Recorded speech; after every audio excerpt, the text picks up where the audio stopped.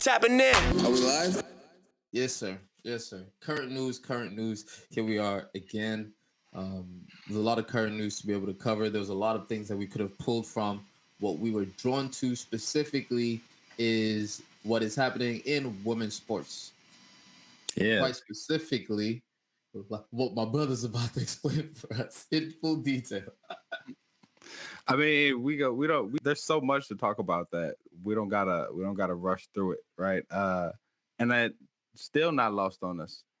March 27th, we not letting y'all go with this Women's History Month. Some of y'all did International Women's Day. That's cool. Y'all celebrated the day. Then y'all was out of here. Nah, we right with it. Continuing, Still right? with it to the very end. We want our full month for Black History Month, so we making sure that we continue to celebrate Women's History Month. And with that said, yo, shout out to Venus and Serena. Like, big time. Just shout out to them, right? Like, love to Venus and Serena. Somebody tried to block they shine, tried to dim they light a little bit, right? For no reason. Jumped out their body, right? So I just wanted to shout love to Venus and Serena. Jane Campion. I guess, yeah, so it's Campion, right? I'm just trying to get it right. Jane Campion, who's the director of Power of the Dog, which I hear is a very good movie about cowboys, right? Nice.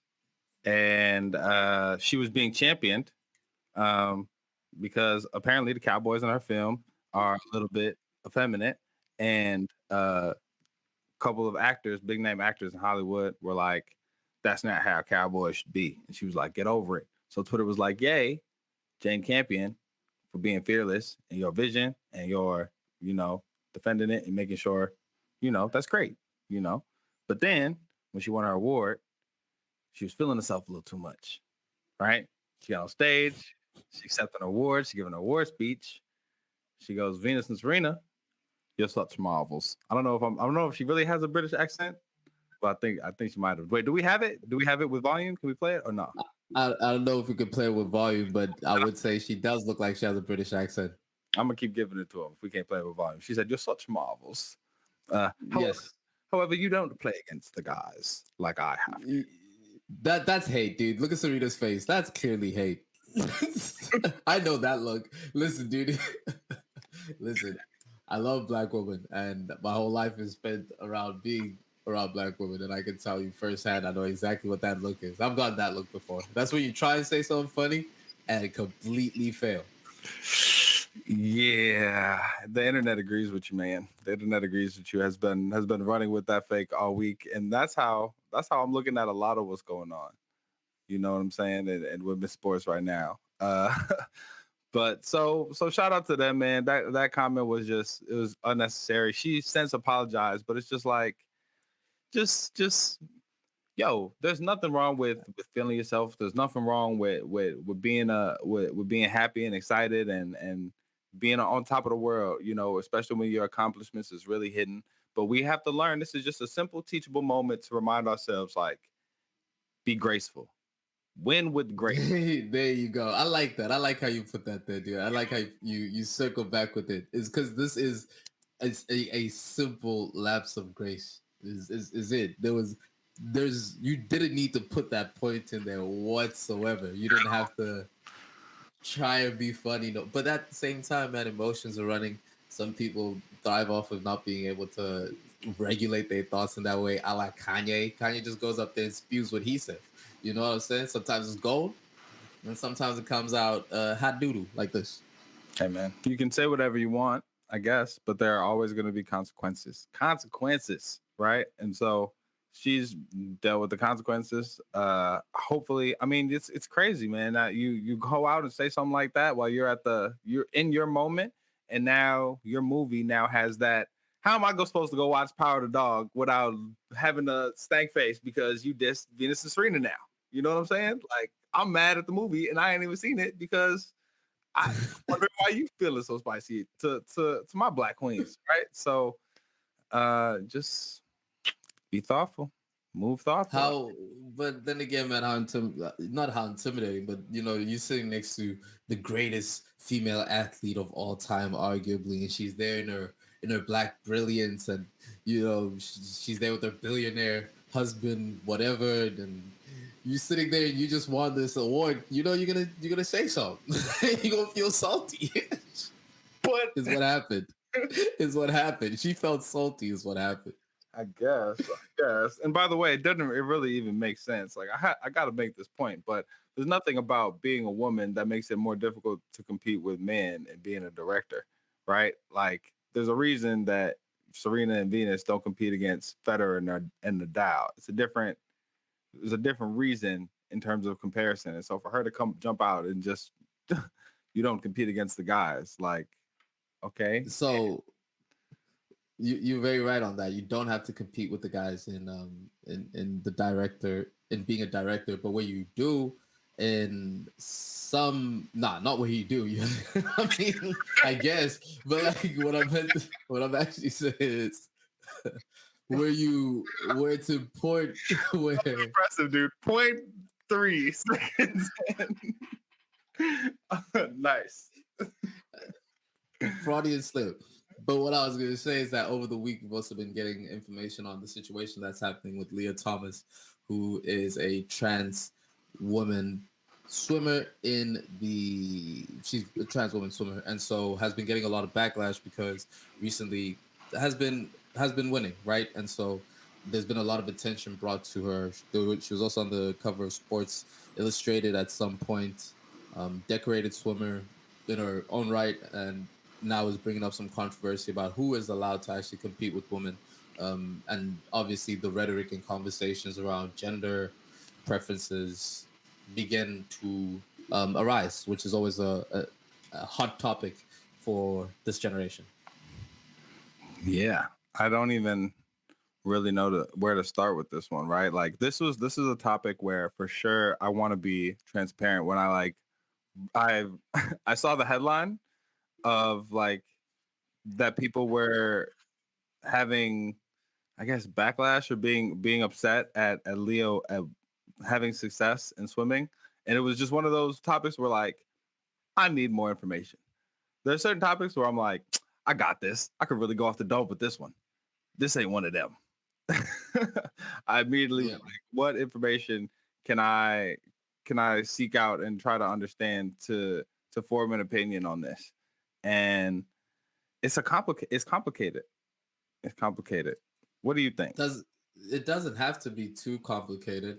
It doesn't have to be, if we're all willing to understand each other, then it doesn't have to be too complicated. But because so many of us are set in what we believe our ideas of what gender and sex are supposed to be, there's no way we can be fair. Because if we were being fair, there would be, dare I say, there'll be many different categories and makeups of who can swim or play any type of sports. You could have from the very junior level of pre-K sports all the way up to trans swimming league. You know what I mean? In a fair society, all of those places would have the same amount of people participating where it's as fun as competing at the highest level. But that's just not necessarily the case because personal preferences. Here's an interesting statistic. my, my, my favorite thing to say on the show. Here's an interesting fact. I don't know. I don't know where you're going with personal preferences. So I don't know where your personal preferences for swimmers are. But I mean, like in terms of even in swimming, right? There's backstroke, there's breaststroke, there's there's freestyle. There's different preferences that you'd have in where you want to be able to swim. You, Mhm. you get what I'm saying, and the type of swimming that you want to do. It's not like everyone jumps in the water like swim. It's not like that. No doubt. Uh, the interesting fact is that women are actually better swimmers than men because of their hip placements or whatever the case is. They're able to hold their breath for longer and swim for longer. So a lot of the long distance swimming champions are actually women. Dang. Fun fact for Women's Day. Boom. Getting back to this at hand though, there is it does call for the concerns of like fairness in sports is all it comes down to, because on the other end of the spectrum, you also have so to speak, Caster Semenya, who is a South African runner who was born a woman, but registers levels of testosterone that are that are higher than your than what the standards of the Olympics have been. So she's been kicked out of sports a lot of. She's been kicked out of many different types of races. I've been forced not to compete for a few years. Went to court fighting the man, going into Paris, fighting them in court, and dominating when she's on the field. And that whole process stripped this woman's capability. Like it really does strip this woman's capability, right? And so you have that situation, and then you also have this situation, and you put it. It's not fair for either to treat it as the same. And that's what I'm saying is that it's about fairness. Can you break down a little bit of just what you said at the end? It's not fair for either to be treated as the same. What do you mean by that? So for Casta's case, right?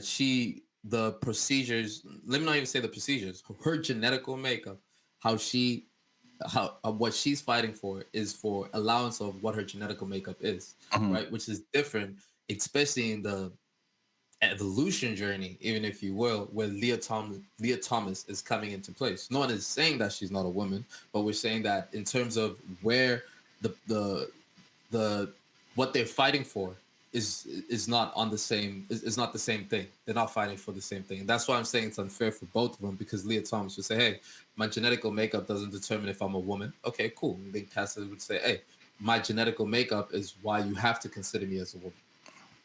Cool. So then, if we take Casa out of it and we just say, do you believe Leah should be able to compete against women? If I don't know, I don't think so. I don't think so. If I'm being honest, Why not? I think there's certain advantages that men have in their biological makeup that at competitive sports level, if we're speaking just from the competitive sports level, um, then I think that how about this? The UFC needs more weight class. I think the UFC needs more weight classes than I think it needs to than that Leah Thomas shouldn't swim. If you want to know what my preferences are. Going over here to a different topic, and gonna no, I agree, and I think there's actually weight classes have a really interesting place in this conversation for certain sports. If you want to talk about like equity and just saying, well, maybe weight classes are more important than uh, separating folks by gender in certain sports. I'm willing to have that conversation. I think that's an interesting one. But I also feel like there's this immediate sense, right? In like I'll admit to like having had this thought before where it's just like, no, because look at her shoulders. But we just spoke about the case where some people have those gifts naturally and we're willing to let them compete. Right? I think we have this feeling where because she uh may have went through a development phase where she got these gifts in a way that most women don't, we see it as unfair. And I guess my perspective on it is just being like, so you know what I mean? Like we don't have the like you said, we don't have the ability, or we haven't done the research yet to tease out what that is advantage actually is, right? Until we're able to articulate that advantage better, my thing would be let her compete because she wants to, right? Like it's just sports. It's just a game. You know what I mean? And she's not like she did great at the Ivy League competition.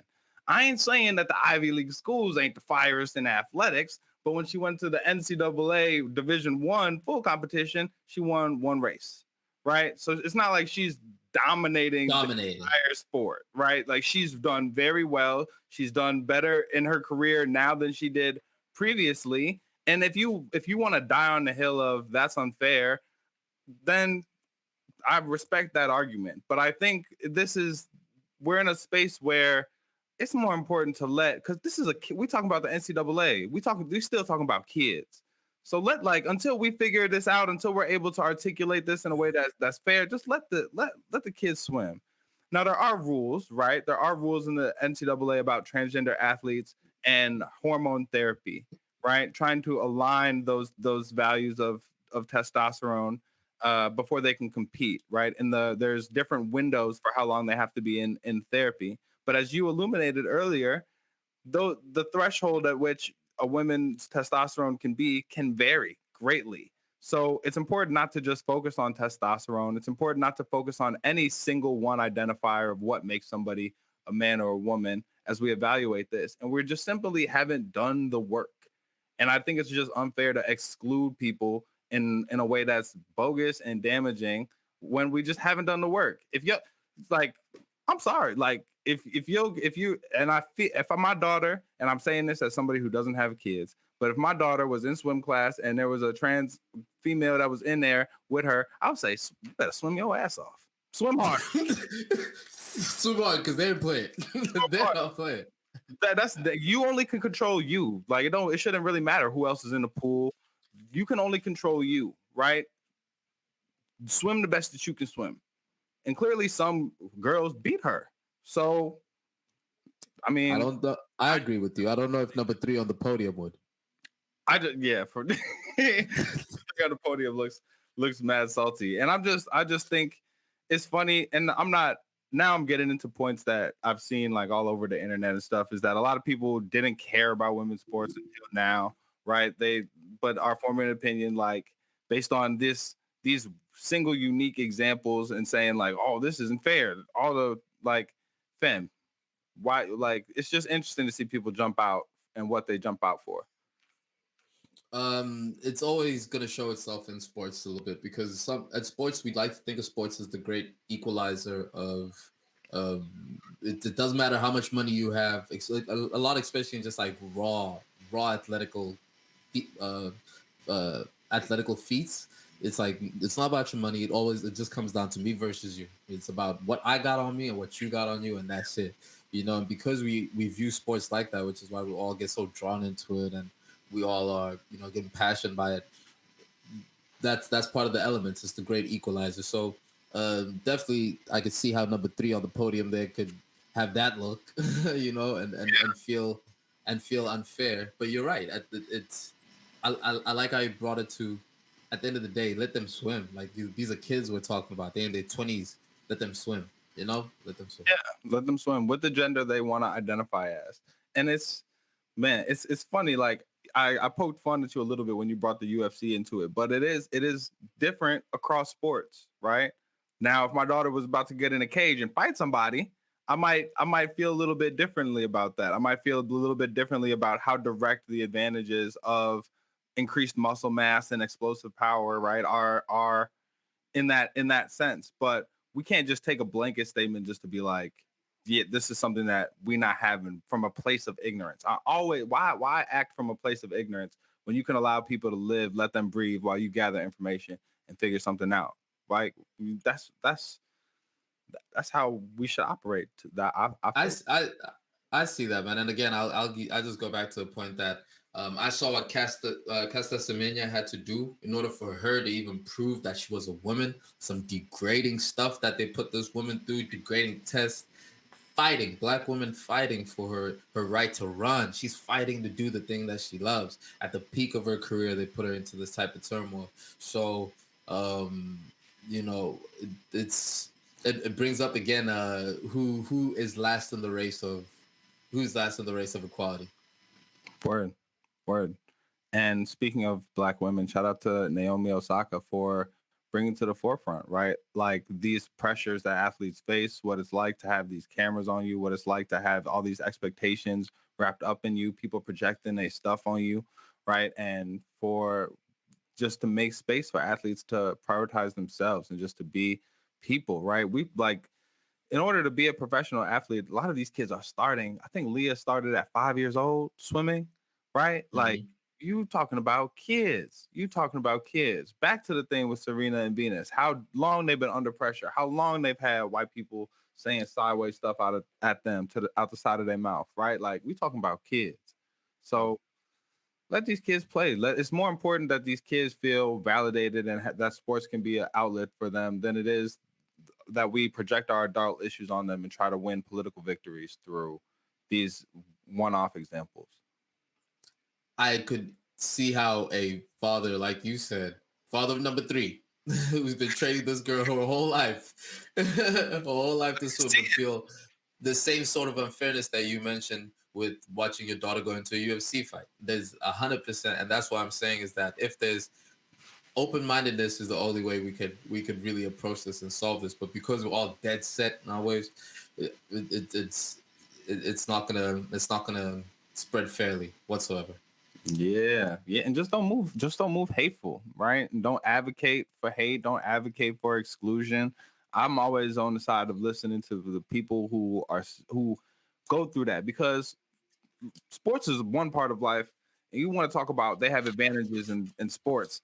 What about the disadvantages that people feel that are transgender, right? Like what about all the social disadvantages that they have and how much deeper that is, really, truly, than this stuff in sports. Let them play, yo. That's And like with perspective and time as we get older, you realize, man, that some of for instance the gay kids that I grew up with, or people, yeah, a lot of the gay kids, bro, you don't realize these guys are fighting to be themselves from a young age. They've had to fight to be themselves at every turn, being rejected by family, by the church, by their fathers, fighting to be themselves for such a long time, so I like your message with it.